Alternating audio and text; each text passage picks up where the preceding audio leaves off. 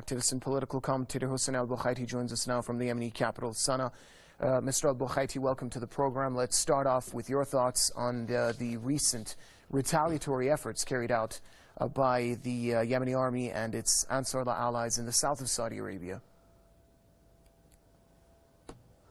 I think that the attack today, this type of attacks, especially ground attack, they are, I think, the only way to stop Saudi war in Yemen, because any other attacks in other area in Yemen, the one who are killed are Yemenis, either from Ansarullah the Houthi or from the Saudi Yemeni mercenaries. But to attack deep inside Saudi territory, this will be a danger for the Saudi regime, because the Saudi, they don't want to look weak in front of, as they call, the militia of the Houthis. So I think we will see in the coming days more of this attack, and I hope that this attack will not stop by any agreement, as we heard that the British draft might be handed to the UN Security Council for a new resolution in Yemen, for a ceasefire in Yemen. And I believe that any the danger of this British draft, that it hasn't mentioned the Saudi-led coalition war in Yemen. It has mentioned that like a total ceasefire. It has not mentioned about the blockade and the airstrike. And let me make it clear that the blockade are causing more death than from the Saudi airstrike. Just in the last year, in the last 18 months, 10,000 kids died because of lack of nutrition and food and medicine and all in general.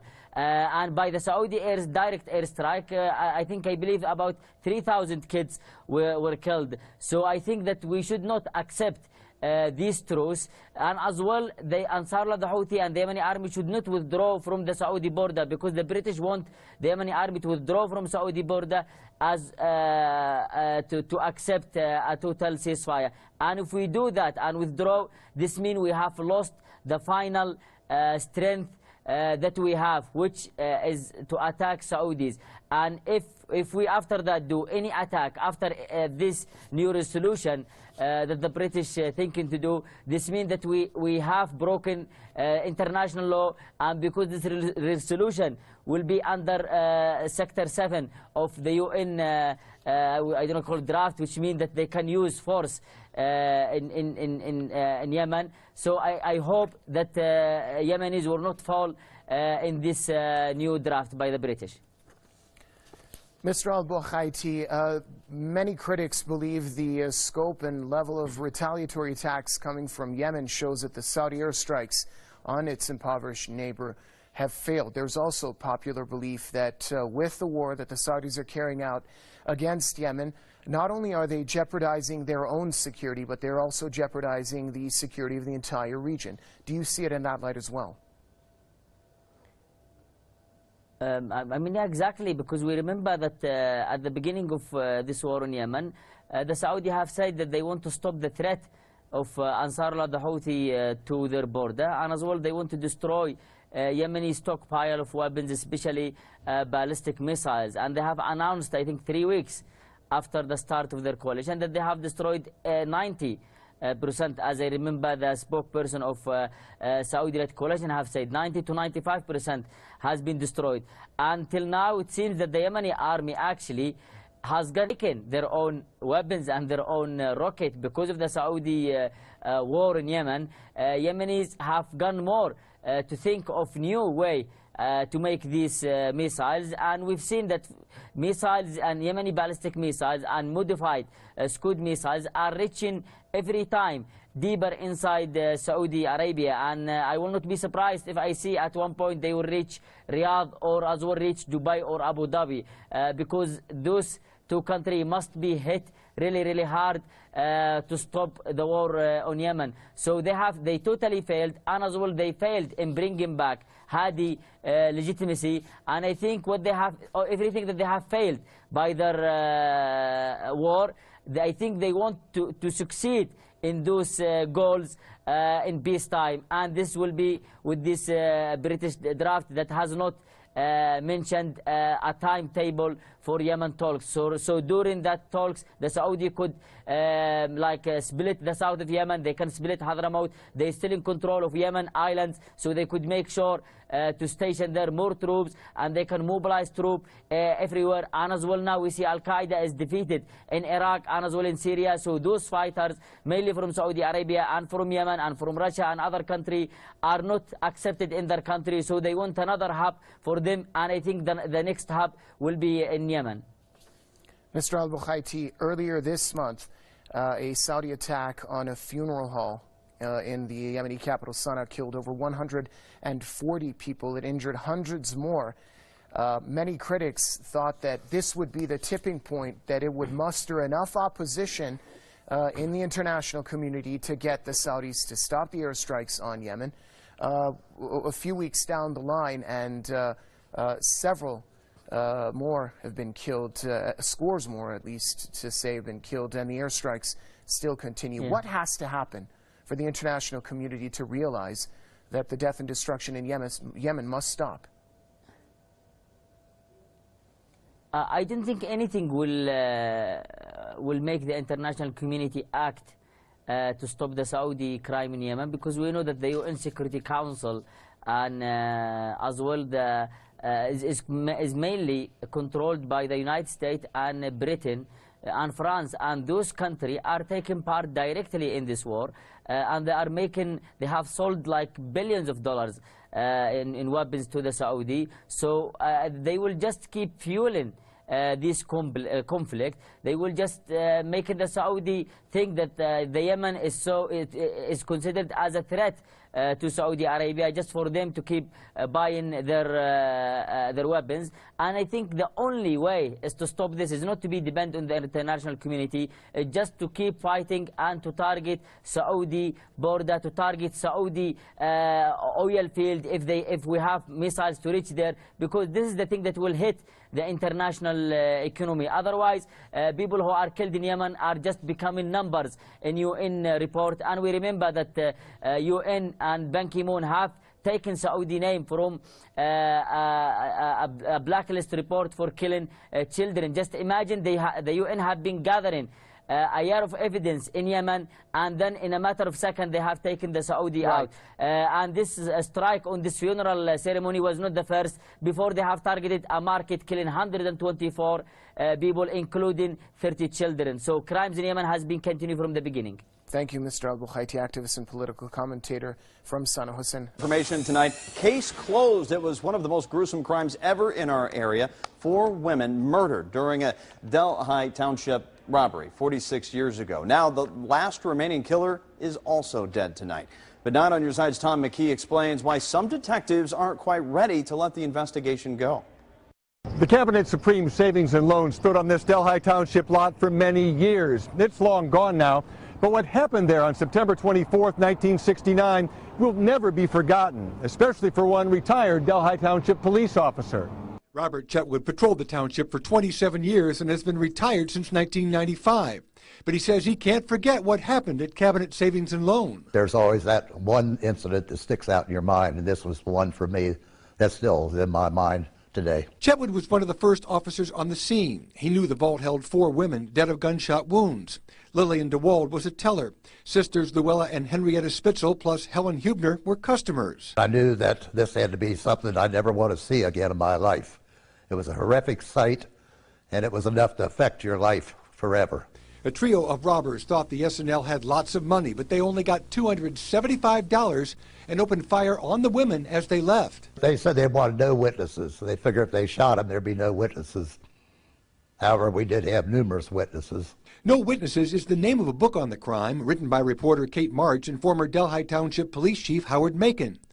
Watterson Johnson was arrested in New Mexico 4 days after the crime. He was with John Levi Lee at the time. Both men died years ago. Raymond Casa was caught shortly after the murders. He recently died in prison. I was happy. I was glad that he's gone. He should have died the electric chair numerous years ago, but the Supreme Court overturned that years ago. Chetwood says he feels the case is now closed, and he hopes the families of the victims feel the same way too and are at peace. Tom McKee, 9 on your side, Delhi Township. The shooting on the plaza was a scare for a lot of people, so we sent the Now KC's Tara Hall to the plaza today to gauge public opinion.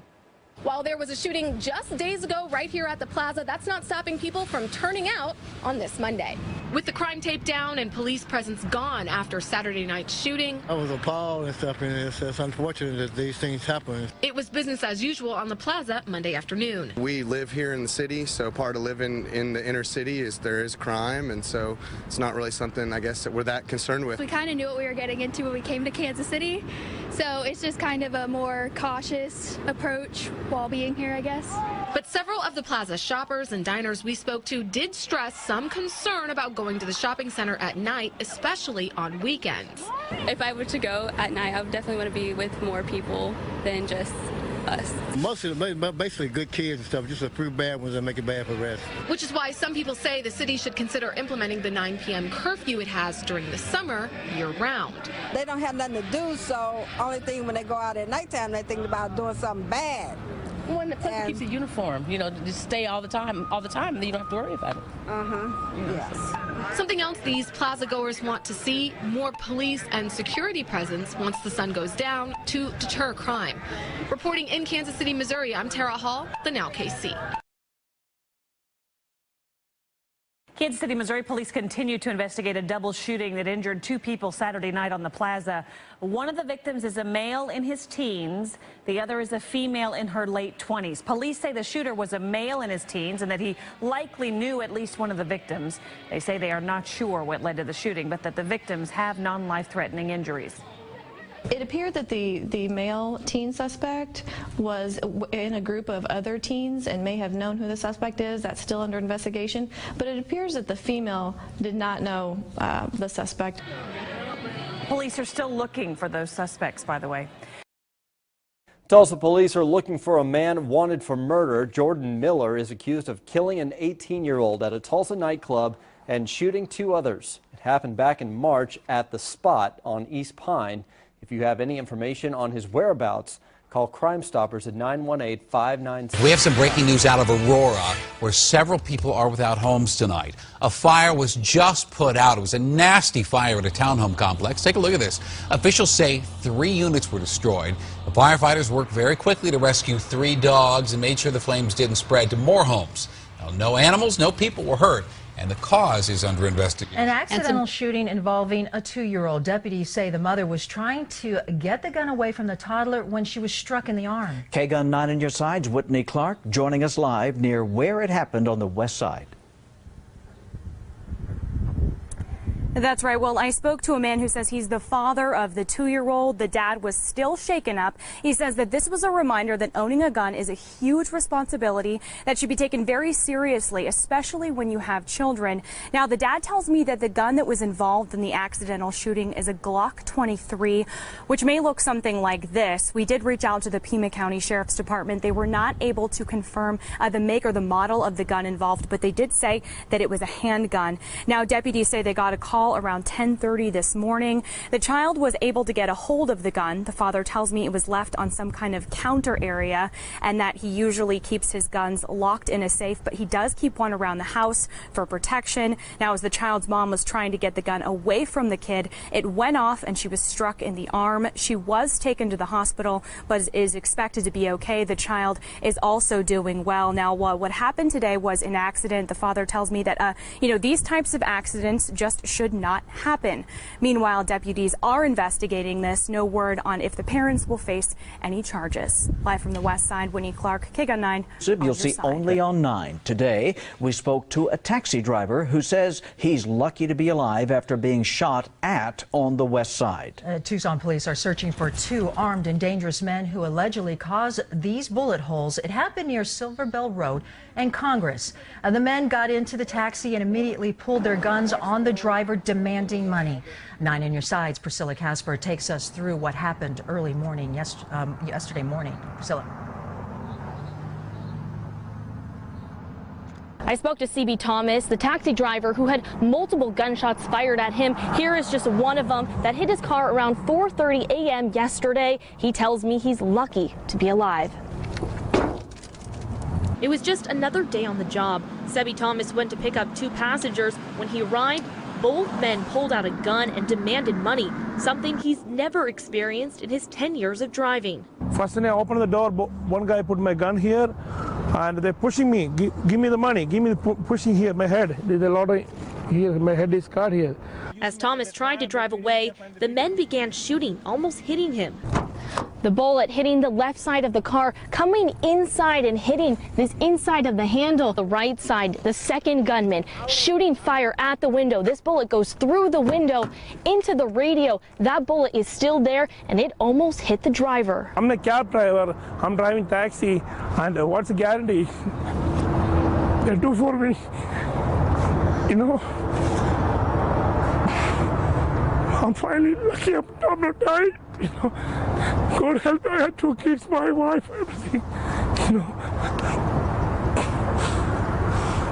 The shooters are described as Hispanic men, 20 to 30 years old, about 5 foot 10 inches tall, 180 pounds, with short black hair and dark clothing.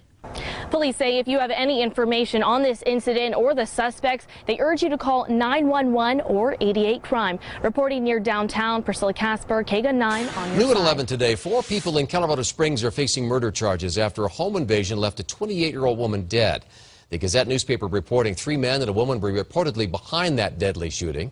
They apparently broke into the woman's home back in June, shot her in front of her 5-year-old son. The suspects were just charged. Denver 7 breaking news. Well, Denver 7 crews first on the scene of a shooting this morning. Just happened over on South Federal and Vassar. Denver 7's Daryl Lohr on the scene right now with the latest. Daryl, what can you tell us? Yeah, guys, shortly before 6 o'clock this morning, police got a report of a person shot in the back. Upon their arrival, they found out that the person was shot in the back and in the leg, and they believe this might have happened over a robbery of marijuana right here on the 2600 block South Federal. Now, police are looking for a black F-250, possibly late model 90s pickup truck with a white camper shell. They're also saying that the logo on the side of this truck was also white, kind of like a construction type logo. The victim has been transported to the hospital.